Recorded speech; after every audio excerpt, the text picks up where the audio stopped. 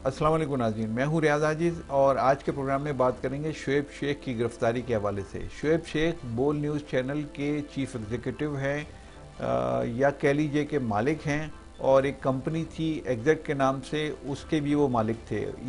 इस कंपनी पे इल्ज़ाम था कि जाली डिग्रियां बनाती है। तो इस हवाले से आज गिरफ्तारी के ताल्लुक से एक वेबसाइट ने उनके बारे में जो खबर शाये की है, मैं मनोन आपके सामने वो खबर पेश कर देता हूँ। एडिशनल सेशन जज को रिश्वत देने के केस में एग्जैक्ट जाली डिग्री केस के सज़ा याफ्ता शुएब शेख को गिरफ्तार कर लिया गया। शुएब शेख को FIA ने इस्लामाबाद से गिरफ्तार किया। शुएब शेख FIA के नोटिस के बावजूद हाजिरी से गुरेज़ां थे। शुएब शेख के खिलाफ इस्लामाबाद हाई कोर्ट की हिदायत पर FIA तहकीकात कर रहा था। शुएब शेख पर एडिशनल डिस्ट्रिक्ट सेशन जज परवेज अल कादिर मेमन को रिश्वत देने का इल्ज़ाम था। एग्जैक्ट जाली डिग्री केस के सज़ा याफ्ता शुएब शेख की तरफ से जज को 50 लाख रुपए रिश्वत देने के शवाहिद सामने आए थे। तो ये वो खबर है कि जो मैंने आपसे शेयर कर ली, ये एक वेबसाइट पे अवेलेबल है, न्यूज़ वेबसाइट पर। शुएब शेख इससे पहले भी गिरफ्तार हो चुके हैं, कई महीने बल्कि साल ये गिरफ्तार रहे, और जिसकी वजह से इनका जो न्यूज़ चैनल था, बोल न्यूज़ चैनल, जब वो आया था तो बड़ी आबोताब के साथ आया था, और बड़े बड़े न्यूज़ एंकर्स और प्रोग्राम एंकर्स उनके साथ हो गए थे। बड़ी हैवी सैलरीज इनकी तरफ से दी गई थी, उस वक्त पेश की गई थी, और वो काफ़ी अरसे तक जिन लोगों ने इब्तिदा में उसको ज्वाइन किया वो सैलरीज भी लेते रहे, इंजॉय भी करते रहे। उसमें कामरान खान का एक बहुत बड़ा नाम है। इसके अलावा भी बहुत बड़े बड़े नाम हैं जो ज्वाइन कर चुके थे और अपना कैरियर मुख्तलिफ चैनलों को छोड़कर उसको ज्वाइन करके उन्होंने तकरीबन तबाह कर लिया था। क्योंकि शुएब शेख की गिरफ्तारी के बाद जो चैनल था वो, जो कि बहुत तेज़ी से ऊपर की तरफ आ रहा था, बहुत तेज़ी से आगे की तरफ बढ़ रहा था। अभी ये अगरचे लॉन्च नहीं हुआ था प्रॉपरली, लेकिन बहुत सारे लोग उसको ज्वाइन कर चुके थे और दीगर चैनलों में बड़ी हलचल थी। उसके बाद एक कैंपेन लॉन्च की गई। मैं अगर दानिस्ता तौर पर कहूँ तो शायद गलत ना होगा कि शुएब शेख के ख़िलाफ़ एक कैंपेन लॉन्च की गई। जो न्यूज़ चैनल थे उस वक्त उन्होंने मिलकर शुएब शेख के ख़िलाफ़ एक कैंपेन लॉन्च की, क्योंकि शुएब शेख बहुत ज़्यादा अच्छे पैकेजेस दे रहा था अपने एम्प्लॉयज़ को और बहुत ज़्यादा अच्छी सैलरीज दे रहा था। इसके अलावा उनके जो मुख्तलिफ़ किस्म के बोनसेस थे और दूसरी ऑफ़र्स थी वो भी बहुत एक्स्ट्राऑर्डिनरी थी। उसकी वजह से पूरी मीडिया इंडस्ट्री में एक हलचल मच गई थी, और पूरी मीडिया इंडस्ट्री इस मामले पर बहुत ज़्यादा परेशान थी कि अगर इतनी हैवी सैलरीज एक चैनल दे रहा है तो फिर हमें भी वो सैलरीज देनी पड़ेंगी।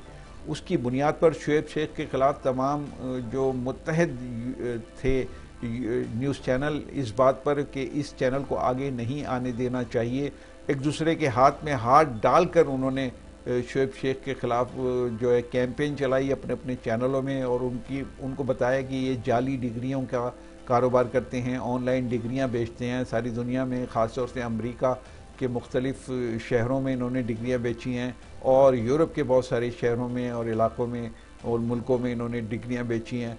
जाली डिग्रियां बकौल उनके वो बेचते थे, और उसके ऊपर जो है इनकी अंधी कमाई थी, जिसकी वजह से इन्होंने इतने बड़े बड़े पैकेजेस ऑफ़र किए हैं जर्नलिस्ट को या न्यूज़ एंकर्स को या जितने भी रिपोर्टर्स वगैरह वगैरह, और जितने अच्छे वो पैकेजेस वहाँ पे दे रहे थे, जितने अच्छे पर्क्स दे रहे थे वहाँ पे रिपोर्टर्स को, तो उसकी वजह से परेशानी थी इन तमाम न्यूज़ चैनल्स में। जब गिरफ़्तार हुए शुएब शेख इस जाली डिग्री केस के स्कैंडल में, तो उसके बाद उस न्यूज़ चैनल की जो उड़ान थी वो एकदम ख़त्म हो गई, और वो फिर नीचे की तरफ सफ़र करने लगा, और वो बिल्कुल एक वक्त ऐसा आया था कि ज़मीबोस हो गया था वो चैनल। लेकिन फिर वो केस चलता रहा शुएब शेख के ख़िलाफ़, और सज़ा भी हुई इस हवाले से। उसके बाद फिर इस चैनल ने दोबारा से ग्रो करना शुरू किया, और उस चैनल ने कि जो उस वक्त के लोग थे वो सब छोड़ के अपने दोबारा उन्हीं चैनल्स में वापस चले गए, और कुछ लोग तो उस हवाले से जो उसको छोड़ के गए थे आज तक बेरोज़गार हैं। उनको नौकरी दोबारा दूसरे चैनल्स में नहीं मिल सकी, इसलिए कि इतने हैवी पैकेज पे वो गए थे, और जो हाँ वो छोड़ के गए थे जिस चैनल को, वो चैनल्स उनको दोबारा रखने के लिए तैयार नहीं है, क्योंकि वो अब उनको कबूल ही नहीं करते। वो कहते हैं जाओ शुएब शेख से तनख्वाह ले लो, उन्हीं के चैनल में काम करो। ये सूरत हाल हो गई थी। अब गुज़िश्ता 3-4 साल से इसमें कुछ बेहतरी आई थी इस हवाले से, क्योंकि शुएब शेख के चैनल में जितने लोग भी काम करते थे उनको तनख्वाहें मिलनी बंद हो गई थी। लेकिन अब गुज़िश्ता 3-4 साल से इसमें कुछ बेहतरी है और इसमें लोगों को तनख्वाहें प्रॉपर मिलती हैं। अगरचे वो सैलरीज तो नहीं मिलती कि जो जब ये चैनल लॉन्च नहीं हुआ था उससे पहले की जो कमिटमेंट्स थी लोगों के साथ, तो उस वक्त की जो सैलरी थी वो बहुत ज़्यादा थी और अब जो सैलरीज मिलती है उनका तनासुब वो नहीं है। वो एक बिल्कुल ऐसी ही है जैसे कि दीगर चैनल सैलरीज दे रहे हैं। अलबत्ता इतना फ़र्क ज़रूर है कि ये सैलरीज जब देना बंद हो गया था तो ये चैनल भी बंद हो गया था, फिर काफ़ी अरसे सैलरीज का सिलसिला यह रहा, कभी मिलती थी कभी नहीं मिलती थी, लेकिन गुज़िश्ता चंद बरसों से सैलरीज का सिलसिला रेगुलर है। तो अब ऐसी सूरत हाल में एक दफ़ा फिर अगर शोएब शेख को गिरफ़्तार किया गया और उनके हवाले से ये बड़ी ख़बर आई है तो फिर ये चैनल दोबारा से उसी तरीके से क्राइसिस में आ जाएगा और दोबारा से मसाइल शुरू हो जाएंगे जिस तरीके से माजी में हुआ। तो ये मीडिया इंडस्ट्री के लिए तो अच्छी बात नहीं है, जर्नलिस्ट के लिए तो ये अच्छी खबर नहीं है कि शोएब शेख को गिरफ़्तार किया गया। और दूसरी बात ये कि जो पाकिस्तान में जो तरीका है अदल का निज़ाम है, अदालत का निज़ाम है, वो क्या अजीब निज़ाम है कि जब चाहते हैं छोड़ देते हैं और जब चाहते हैं किसी केस को बिल्कुल ठंडा करके उसको जाने देते हैं, आगे बढ़ने देते हैं, और जब चाहते हैं उसको दोबारा से गिरफ़्तार कर लेते हैं। ये जो दोबारा से एक्टिव हुए हैं इदारे और दोबारा से शोएब शेख की गिरफ़्तारी है, ये मुझे नहीं मालूम कि किसके इशारे पर है, लेकिन ये गिरफ़्तारी तो हुई है। इससे होना कुछ नहीं है, बहुत ज़्यादा कुछ नुकसान तो होना नहीं है शोएब शेख का, लेकिन चैनल का अलबत्ता और चैनल में काम करने वाले लोगों का बड़ा नुकसान हो सकता है। उनकी सैलरीज स्टॉप हो सकती हैं दोबारा से और उनको मसाइल का सामना हो सकता है। जो बीइंग ए जर्नलिस्ट मुझे तो जाहिर है कि ये खबर कोई ज़्यादा अच्छी नहीं लगी।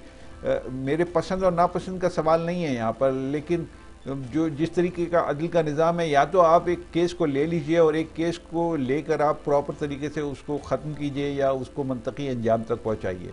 लेकिन अगर आप पिक एंड चूज़ करते हैं, कभी उठा देते हैं खबर को, कभी बिठा देते हैं, कभी गिरफ़्तार कर लेते हैं, कभी छोड़ देते हैं, तो ये तो मजमूई तौर पर अदालती निज़ाम के ऊपर एक सवालिया निशान है। देखिए, ये तो बिल्कुल तय है कि अगर किसी ने कोई जुर्म किया है तो उसकी सज़ा उसको मिलनी चाहिए, लेकिन ये पिक एंड चूज़ का मतलब यह है कि किसी के इशारे पे गिरफ़्तार किया गया और किसी को दोबारा से दबाने के लिए गिरफ़्तार किया गया, या अगर बोल न्यूज़ किसी को कवर कर रहा है, यानी इमरान खान को बहुत ज़्यादा कवरेज दे रहा है, तो उसको एक सज़ा देने के लिए गिरफ़्तार किया गया है और दोबारा से वो केस ओपन किया गया है, तो ये रवैये मुनासिब नहीं है। ये अदालती निज़ाम के ऊपर बहुत बड़ा सवालिया निशान है।